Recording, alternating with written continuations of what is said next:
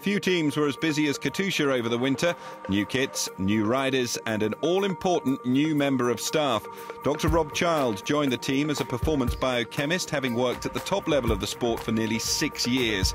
He was tasked with preparing Katusha's top riders for the biggest races. inCycle recently went inside the mind of this nutrition guru to understand some of the physiological challenges faced by the riders. It's always a big challenge when you meet a new team, you have new riders. Their physiology is different, and one of the things I've always used is a personalised approach to nutrition, so it's not one size fits all.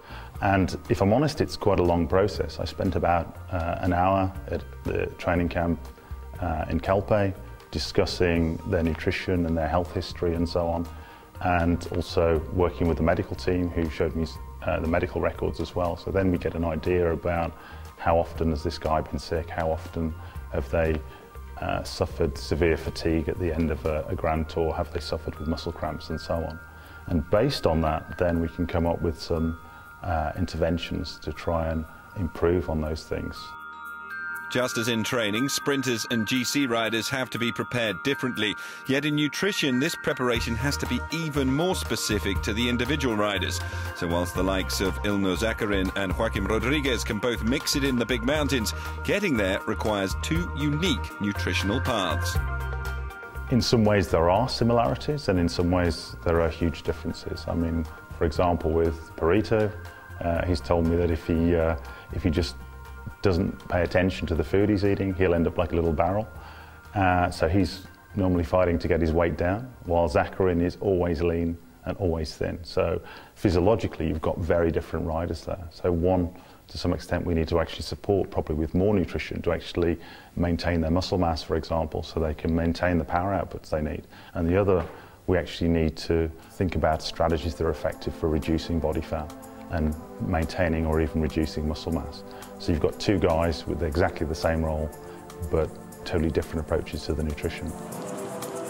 In terms of the demands of climbers and sprinters, there again, we can go a slightly different route to some extent. With the sprinters, they can be heavier, so we can use certain supplements and things like that that potentially have weight gain, for example, as a side effect, but the benefit is an increase in absolute power, which is beneficial, obviously, at the end of the race, providing it's relatively flat.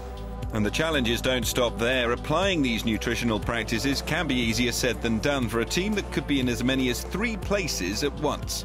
You can read about the science, and I studied the science for a long time and continue to study the science, but at some point you have to say, well, what are we going to do practically in the field to actually help the riders improve their performance? And that's really the tricky thing, because you don't have a whole physiology lab, and you have a truck, a bus, and some soigneurs and some cars, and how do you deliver the nutrition that you deliver in the lab that you know works? And that's the real challenge. While team leaders like Alexander Christoph receive highly tailored nutritional programs, for some of the more junior riders, the responsibility of maintaining Child's nutritional standards falls on their own shoulders. And Child admits inexperienced riders can often look towards good role models and find bad habits.